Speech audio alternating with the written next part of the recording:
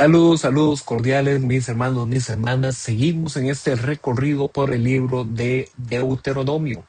Ayer dimos la introducción a este libro y hicimos un pequeño repaso de sus primeros dos capítulos.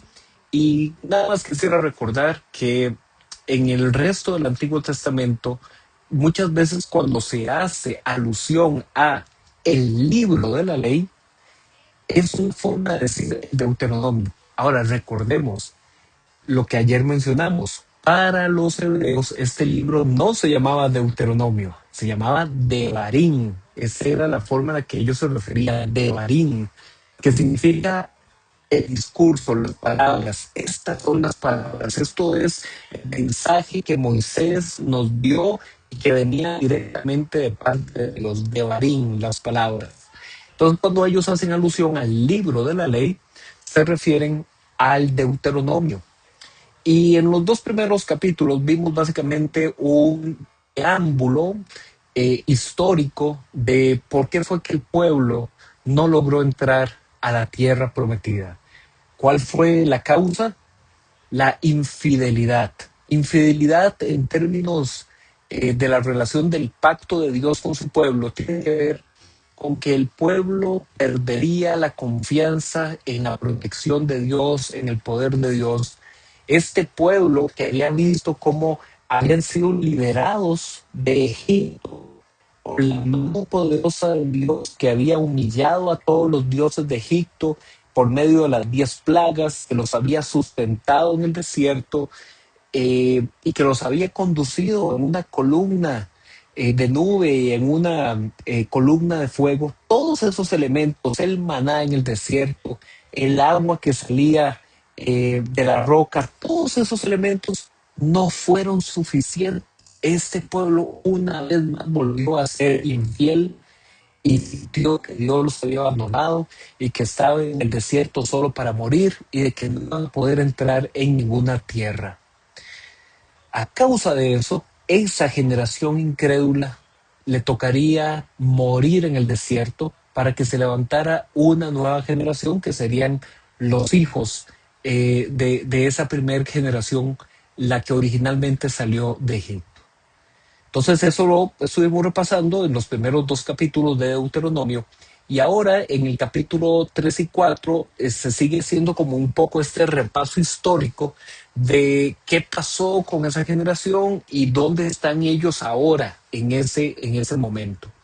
Así es que al inicio de Deuteronomio capítulo 3 se vuelve a consignar cuál fue la parte de los primeros territorios amorreos que ellos habían conquistado. Ya al final del capítulo 2 se indicó que ellos habían conquistado una parte de Transjordania, una parte central de Transjordania, y ahora habían también derrotado otra parte de los territorios amorreos que se ubicaban del centro hacia el norte de la tierra prometida.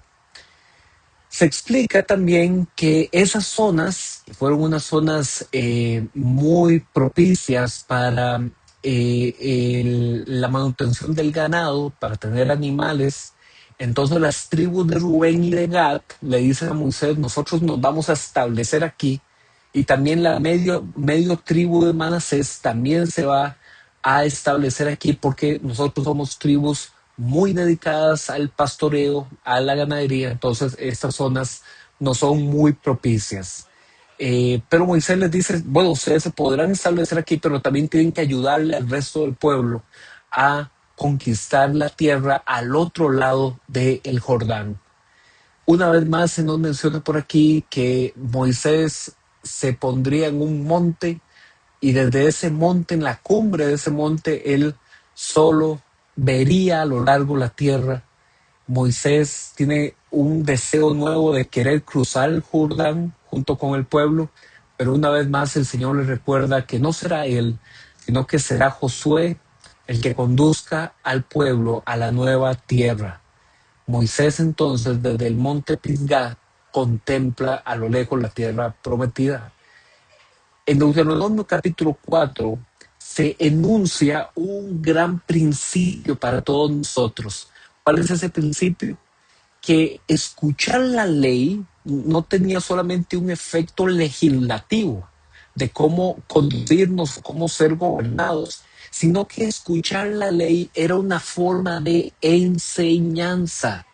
Escuchar y repetir esta ley y meditar en ella de noche y de día, al despertar, al anochecer, a la salida, a la entrada, colocarla en puntos importantes de la vestimenta de la casa, todo eso tenía un propósito, que esa enseñanza penetrara en el corazón para ponerla en práctica. Cuando la Biblia habla de el corazón, no se refiere a un tema sentimental, sino que el corazón, para la mentalidad antigua de los israelitas, era el ser interior donde se reflexionaba, se meditaba y se tomaban las decisiones.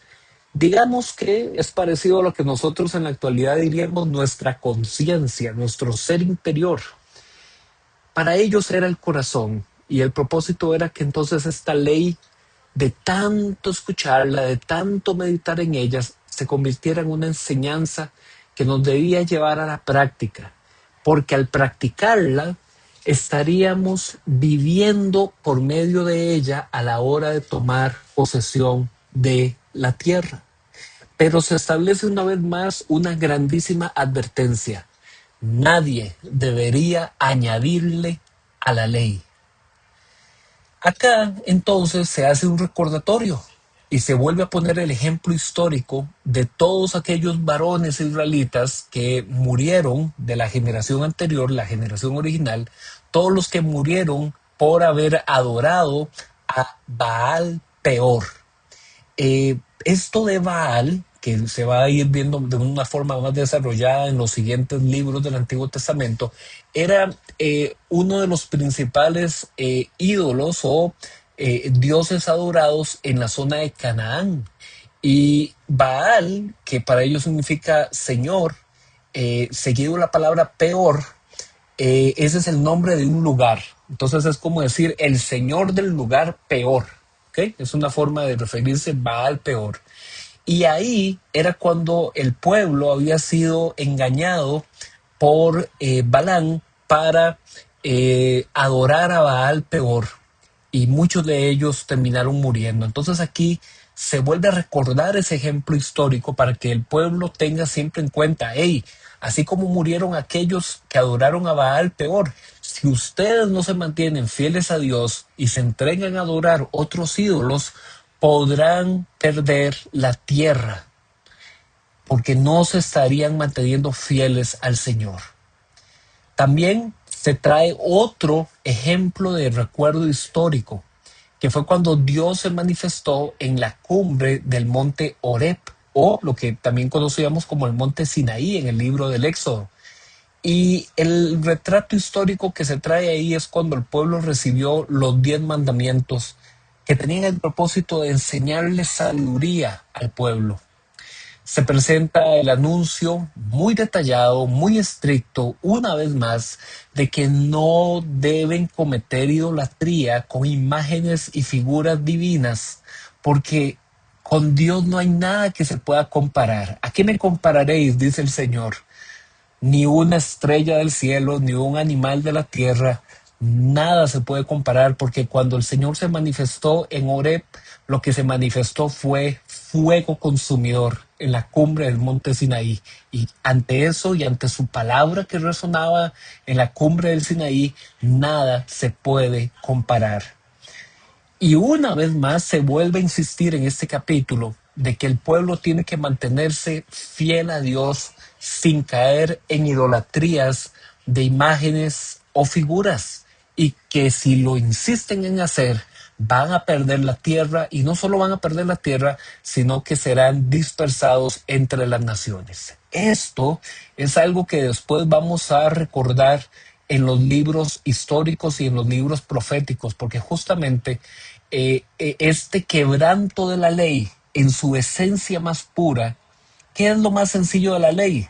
El mandamiento 1 y el mandamiento 2. Sencillo me refiero a que se repite y se repite y se repite para que el pueblo sepa que es lo más fundamental. No tendrás otros dioses, no te harás imágenes de nada para adorarlo. Era el mandamiento 1 y el mandamiento 2. Pero vamos a ver más adelante en estas narraciones que el pueblo quebrantaría estos principios básicos de la ley una y otra vez. Y de esa forma el pueblo terminaría siendo dispersado, primero por Asiria y después por Babilonia. Eso lo vamos a ver más adelante en otros libros. Pero aún así, a pesar de que el pueblo se había alejado de Dios cometiendo idolatría, si estando en esa dispersión, si estando en ese exilio en otras naciones, si desde ahí ellos se arrepintieran y buscaran a Dios con todo el corazón, otra vez el término corazón, es decir, con todo el ser interior, Dios que es fiel a su pacto y que es un Dios compasivo y misericordioso, los regresaría a la tierra. Además, en este capítulo se hace un recordatorio de cuáles fueron esas primeras tierras conquistadas al este del Jordán, que como ya dijimos eran las tierras amorreas, y ahí se establecieron 3 ciudades de refugio. Ahora, el capítulo 4 termina con una pequeña introducción de cuál es la ley que se había recibido en el Sinaí. Y a partir del capítulo 5, que lo veremos mañana, inicia lo que se conoce como el segundo discurso de Moisés en Deuteronomio. Porque en estos primeros 4 capítulos se cierra el ciclo de ese primer discurso, donde básicamente lo que hizo Moisés fue hacer un repaso histórico que sirvió como un prólogo para introducir este segundo discurso, que es un repaso que nos va a llevar del capítulo 5 hasta el capítulo 26, repasando y repasando los mandamientos que se habían recibido desde el Éxodo, desde el Levítico y desde Números.